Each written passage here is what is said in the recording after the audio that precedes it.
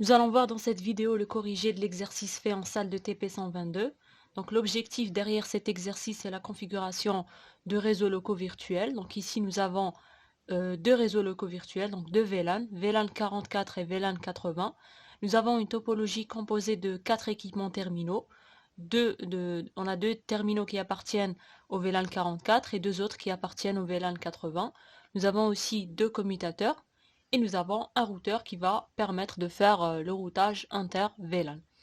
Donc, nous avons vu dans la vidéo précédente tous les concepts de base concernant les VLAN. Donc, on a vu cette notion de VLAN, l'intérêt derrière l'utilisation de cette technologie et aussi tous les inconvénients que les VLAN permettent de bypasser.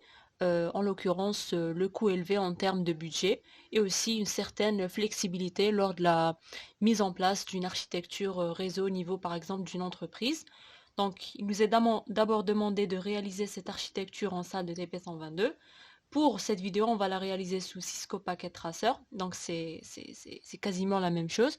Donc, ce sont les mêmes commandes qui sont insérées. Il y a juste cette petite nuance en termes de branchement de câbles et de reconnaissance d'équipements intermédiaires, etc.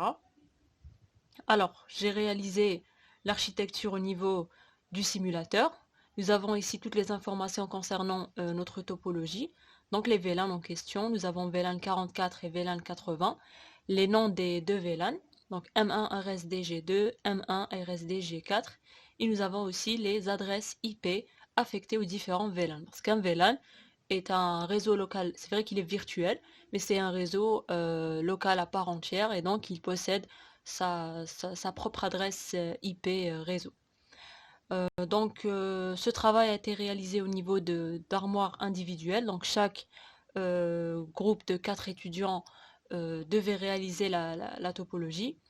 Pourquoi? Parce qu'au niveau de chaque armoire de brassage numéroté, nous avons au total 4 équipements terminaux, 2 commutateurs et 2 routeurs. Donc première étape, c'est la réalisation de la topologie au niveau de la salle. Donc il suffit juste de bien brancher les différents équipements intermédiaires au bon port. Donc on a vu aussi au niveau de la vidéo précédente qu'il est important de connaître l'emplacement des différentes interfaces au niveau du commutateur, parce que maintenant, une interface au niveau d'un commutateur va appartenir à un certain VLAN. Et donc il est indispensable de savoir où exactement brancher, et ne pas brancher n'importe où comme on avait l'habitude de le faire avant de connaître cette notion de VLAN.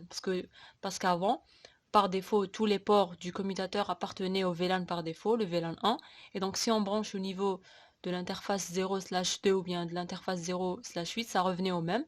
Pour ce TP, il est impératif de ne pas se tromper, c'est-à-dire respecter ces différentes interfaces. Donc, lors de la réalisation de l'architecture au niveau du simulateur, j'ai bel et bien respecté. Donc, pour cette interface, elle est branchée, donc pour ce câble, il est branché au niveau de l'interface 0/23. Et là, je sélectionne bel et bien cette interface. Même chose pour cette interface-là, etc. Donc, pour toutes les interfaces au niveau de cette topologie. La première étape, c'est la configuration des équipements terminaux. Avant cela, on va voir les réseaux IP qu'on possède au niveau de la topologie. Donc nous avons pour VLAN 44 l'adresse IP 176.32.45.32/28 et donc on va essayer d'avoir la plage. Tout simple.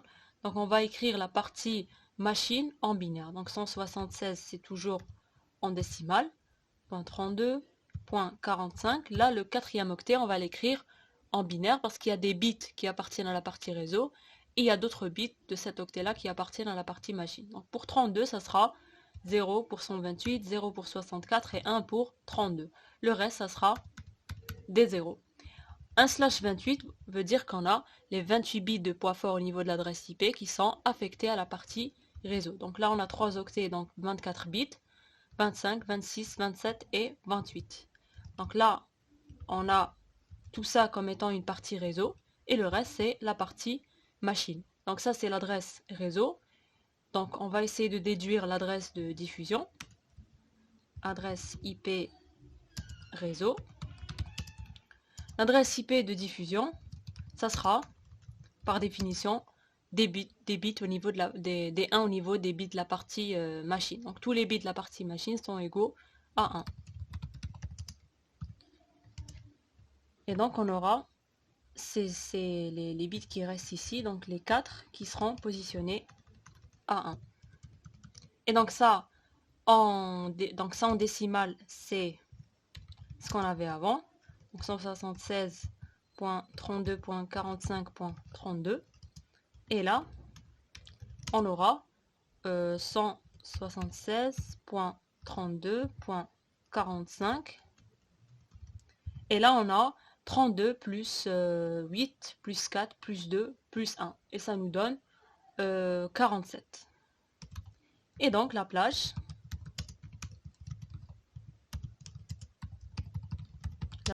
utilisable, donc la plage qu'on peut affecter à des équipements terminaux et à des interfaces de routeurs. Donc ça va aller de 33, donc point 33,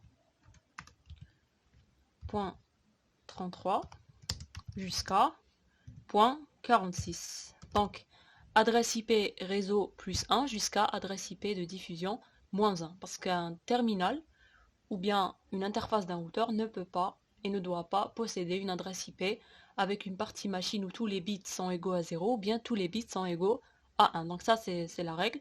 La plage, ça sera toujours ce qu'il y a entre les deux. Donc la partie machine ne doit ni être égale à 1 ni être égale à 0. Donc ça c'est pour le VLAN 44. On passe au VLAN 80. Donc il a pour adresse 98.21.49.16/29. Donc adresse IP réseau, ça sera, on va écrire la partie machine en décimale. Pour la partie réseau en décimale. Pour la partie machine, on va l'écrire en binaire. Donc 21, 49 aussi, ça appartient à la partie réseau, parce qu'on a /29.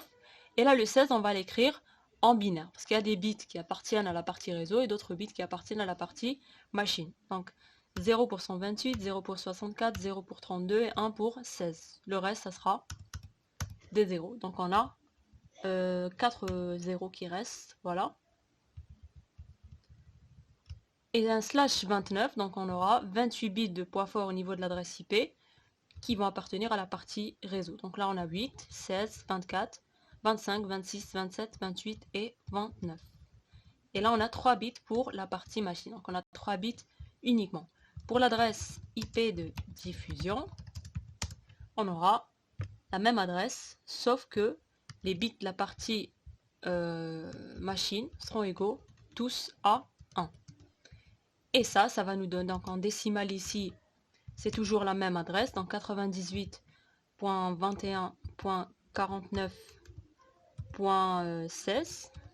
Et là, on aura 98.21.49. Là, on aura .16 plus 4 plus 2 plus 1. Donc 16 plus 7, ça va nous donner 23.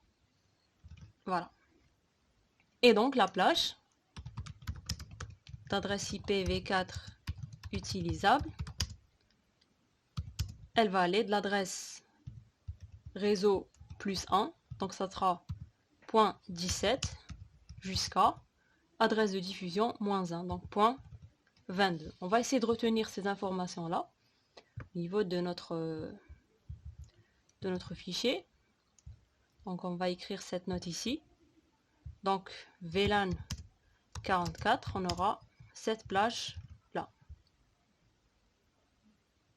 Et pour le VLAN 80, on aura cette plage qu'on vient de déduire.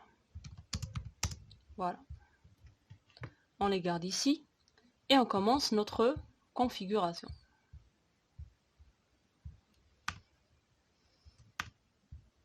Alors, on commence par le PC X.1. Il appartient au VLAN 80 et donc il va appartenir à la plage d'adresse IP attribuée au VLAN 80. Donc ça sera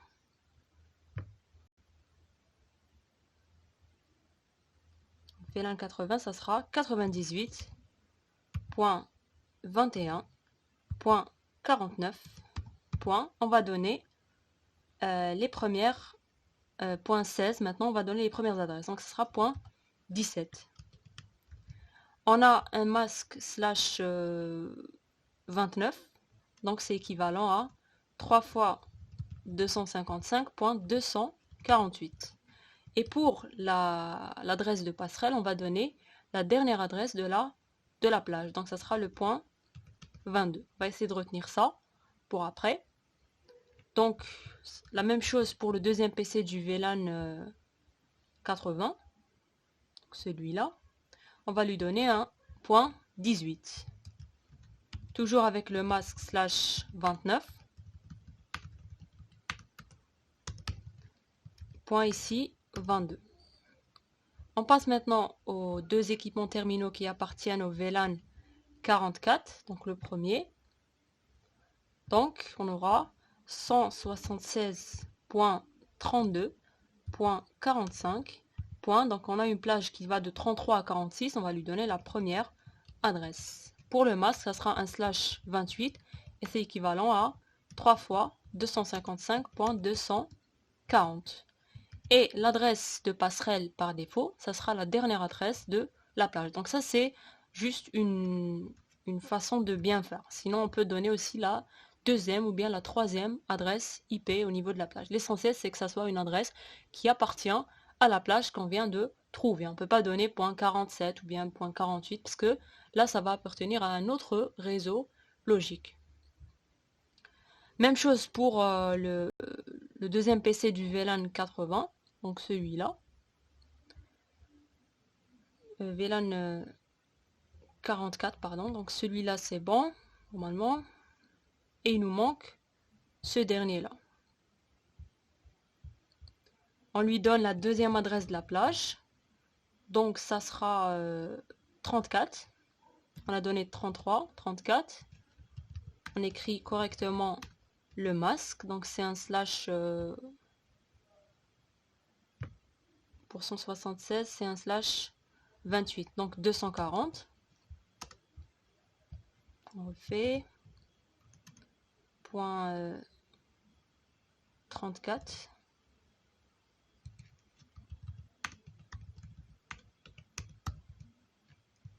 Et là, ça sera la dernière adresse, donc point 46. Pour le moment, c'est un slash 28. Voilà, c'est bon.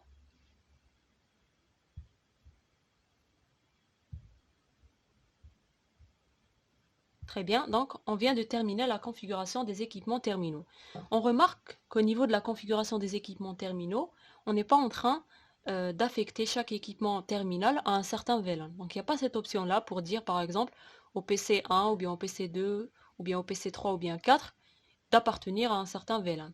Donc appartenir à un VLAN revient à appartenir à la plage dédiée au VLAN, tout simplement. On ne peut pas mettre cette information au niveau de la configuration des équipements terminaux. Affecter un équipement terminal à un VLAN revient à affecter un port au niveau du commutateur à un VLAN. Et si on affecte ce port à ce VLAN, il suffit de brancher l'équipement terminal en question au port qu'on vient de configurer. Première étape, ça sera, donc comme je l'ai dit au niveau de la vidéo précédente, donc la règle à suivre, c'est de créer d'abord les VLAN au niveau des commutateurs, les insérer au niveau du fichier VLAN.dat ou bien de la base de données VLAN, et puis après, configurer les différents ports des commutateurs de façon à ce qu'ils appartiennent à des VLAN ou bien à ce qu'ils soient configurés en mode agrégé, donc pour les ports qui permettent de véhiculer plusieurs trafics issus de différents VLAN. Enable. Donc là, on peut déjà voir le fichier VLAN, show VLAN. Et qu'est-ce qu'on remarque? On remarque qu'on a les 5 VLAN créés par défaut. Donc on a le VLAN 1 et on a les VLAN 1002 jusqu'à 1005. On avait dit que ce sont des VLAN qui sont créés par défaut. Donc lors du démarrage, ils sont créés. On ne peut pas les modifier, on ne peut pas les supprimer. On va créer des VLAN au niveau de la plage des VLAN standards. Donc ça va aller du 2 jusqu'au 1001.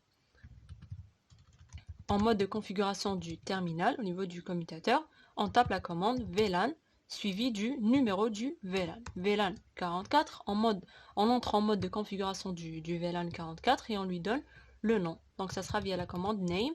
Donc pour le 44, ça sera le M1 RSD G2. Tout simplement, on quitte ce mode pour créer le deuxième VLAN, le VLAN 80. Et on lui donne le nom. Donc ça sera M1 RSD G4. Exit. À ce stade, nous venons de créer deux VLAN au niveau de notre commutateur. Nous venons aussi d'insérer ces deux VLAN au niveau de la base de données VLAN ou bien du fichier VLAN.dat qui se trouve au niveau de la mémoire flash. On quitte le mode de configuration, on réaffiche le fichier. Donc show VLAN. Qu'est-ce qu'on remarque? On remarque l'apparition des deux VLAN qu'on vient de créer. Les VLAN 44 et 80, ce sont des VLAN qui ont été créés par l'utilisateur. Et donc ce sont aussi des VLAN qu'on peut supprimer. Donc il y a aussi cette notion de VTP. Donc l'idée, ce n'est pas de créer manuellement les VLAN au niveau des deux commutateurs, mais plutôt configurer ce premier commutateur comme étant un serveur VTP. Donc ça sera le commutateur où on crée de manière manuelle les VLAN. Et ensuite, au niveau du commutateur 2, on va le configurer de telle sorte à ce qu'il soit un client VTP, c'est-à-dire qu'il va recevoir le fichier VLAN.dat. Et on n'aura pas à créer les VLAN manuellement au niveau du deuxième commutateur. Donc on commence par cette configuration. En mode de configuration du terminal, on opte pour la version 2 du protocole, VTP version 2, VTP mode serveur. Il est déjà serveur par défaut. VTP domain, on va donner un nom de domaine. On va donner par exemple rsd.fi et on va donner un mot de passe. Donc VTP password, on va donner rsd ust hp. Il faut juste se rappeler de ces deux configurations lors de la configuration du client. Pour le client, il y aura juste le mode qui va changer, mais il y aura le même nom de domaine et le même mot de passe. On passe au deuxième commutateur.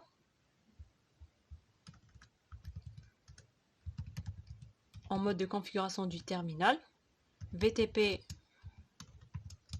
version 2, VTP mode client, VTP domain, donc on avait dit rsd.fi, et VTP password, donc rsd usthb.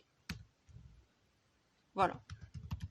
Et maintenant, si on affiche le VLAN, le fichier VLAN.dat, on aurait la liste des VLAN qui ont été créés au niveau du commutateur 1 ou bien le VTP serveur.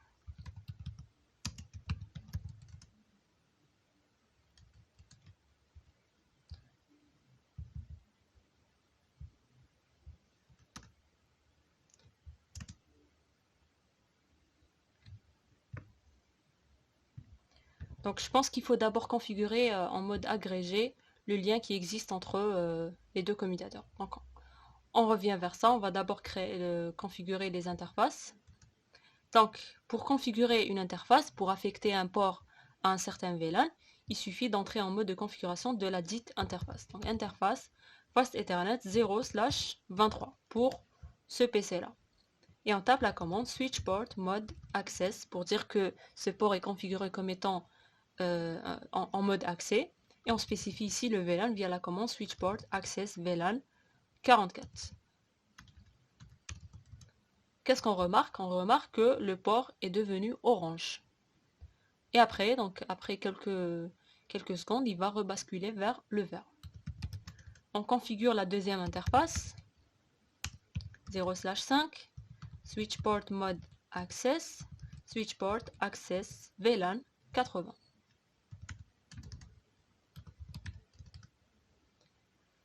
Il bascule aussi en orange. On va configurer le 0/4 comme étant un port agrégé qui va servir à faire transiter les trafics des VLAN 44 et 80 vers l'autre commutateur. Donc il ne peut pas appartenir à VLAN 80 et il ne peut pas aussi appartenir au VLAN 44 parce que sinon il n'y aura que le trafic du VLAN qui a été configuré qui pourra passer au niveau de ce tronçon. Et donc il faut le configurer en mode agrégé.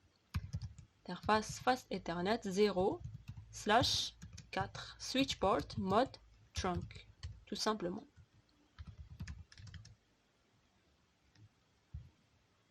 On revient vers le deuxième commutateur.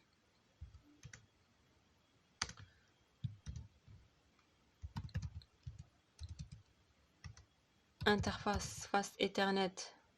Donc 0/18. Switch port mode trunk. Voilà. On a configuré en mode agrégé ce port-là. On configure ces deux ports-là. Donc,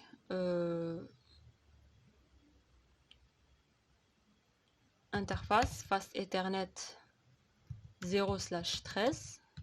Switch port mode access. Switch port access VLAN 80. On configure la deuxième interface. Interface fast Ethernet 0/9. Switch port mode access. Switch port access VLAN 44. On essaie d'afficher maintenant le fichier VLAN. Il n'y a toujours pas la configuration. Show VTP status client rsd.fi show VTP password. On va voir si on a les mêmes configs.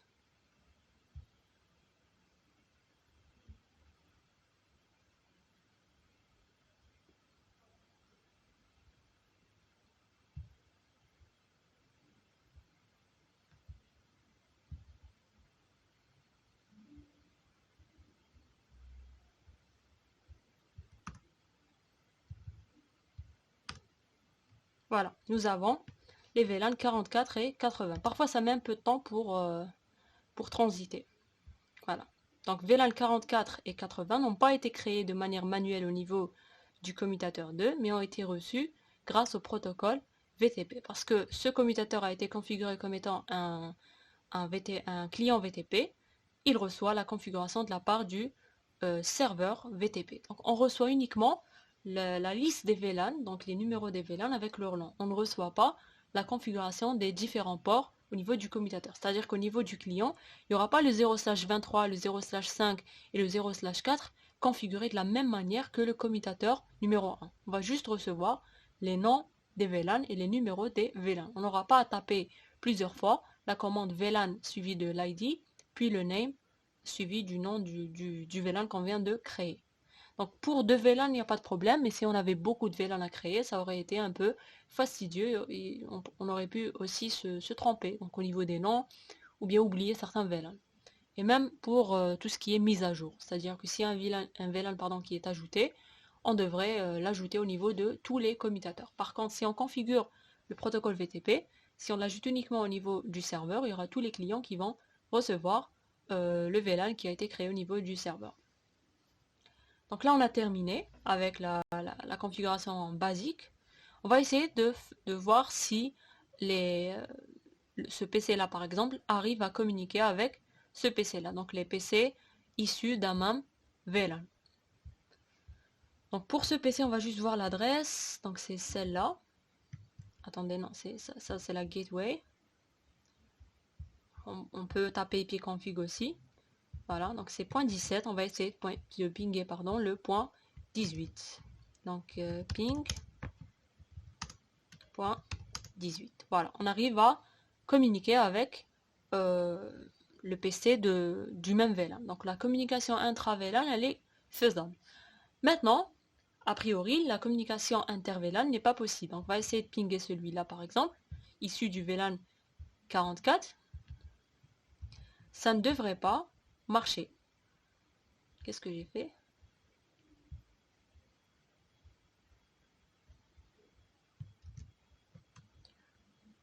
« 176.32.45.33 »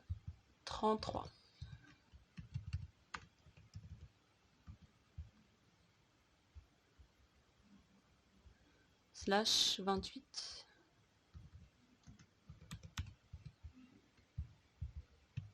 Donc on va voir aussi celui-là, s'il arrive à communiquer avec l'autre PC du même VLAN. Donc le point 34 normalement. Voilà, on arrive à communiquer. Par contre ici, si on essaye de pinguer le VLAN 44, ça ne marche pas.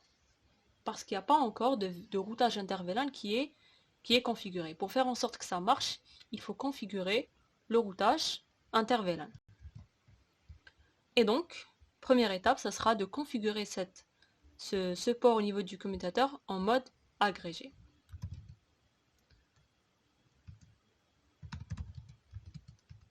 Donc, interface Fast Ethernet 0/20, switch port mode trunk, tout simplement. Et là, on doit faire une configuration au niveau du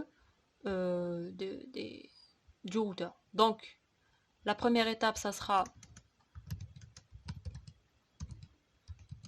d'allumer l'interface physique, donc interface Fast Ethernet 0/0, donc celle-là, on met juste un no shutdown. On ne lui donne pas une adresse IP parce qu'on a deux VLAN. Donc il faut découper cette adresse physique en plusieurs sous-interfaces logiques, donc des sub-interfaces. Et donc on va accéder par exemple à la première sous-interface via la commande interface Fast Ethernet 0/0.1. Regardez, on est au niveau de la sous-interface, donc sub-interface.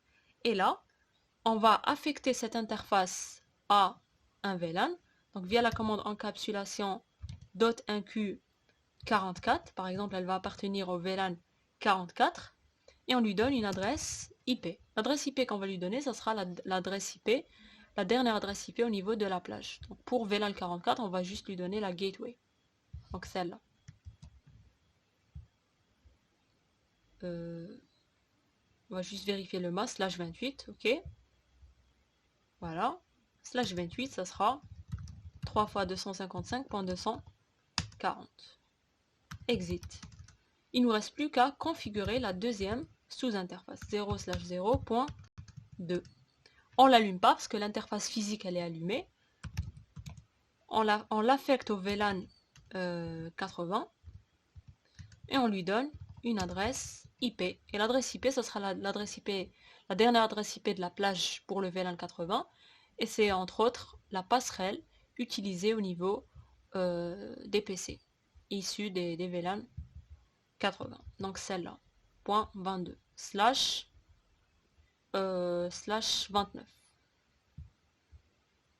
On colle.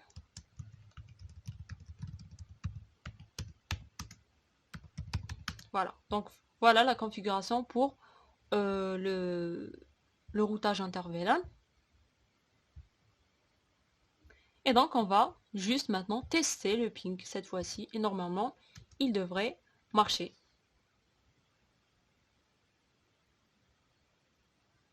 Voilà, donc il y a maintenant le ping qui marche. On va pinguer le deuxième, point 34.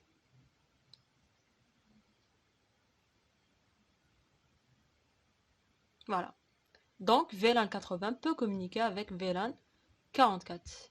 On peut le voir en mode simulation, on va voir juste à quoi ça ressemble ce ping, donc le chemin, VLAN 80 vers VLAN 44, regardez. Donc du moment qu'on veut communiquer avec un réseau différent, un réseau IP différent, donc il faut aller vers la passerelle. Donc le paquet va se diriger vers notre passerelle. Regardez, la passerelle, elle va revenir. Donc en réalité, ce qui se passe à l'intérieur, c'est qu'on traverse la première sous-interface, on ressort depuis la deuxième sous-interface et on va vers la destination. Donc le reply, il va vers la deuxième sous-interface et il sort de la première sous-interface. Et il va vers le PC pour dire que ici c'est successful. Voilà. Donc voilà pour cet exercice-là. Donc c'est assez simple. Ce qu'il faut retenir, c'est que les équipements terminaux ne peuvent, il n'y a pas une option où on peut configurer un VLAN. Donc en réalité c'est juste la plage affectée au VLAN qui est configurée, mais on ne peut pas spécifier au niveau du PC qu'il appartient à un VLAN 80 ou bien un VLAN 44. Ce sera plutôt le port via lequel il est branché au niveau du commutateur qui va appartenir à un VLAN. Et la première étape consiste d'abord à créer les VLAN au niveau des commutateurs, ensuite affecter les différents ports aux différents VLAN. Et pour les ports qui sont reliés avec d'autres commutateurs, comme ici par exemple, ou bien le port du commutateur qui est relié vers le routeur, pour le routage inter-VLAN, il est toujours configuré en mode agrégé.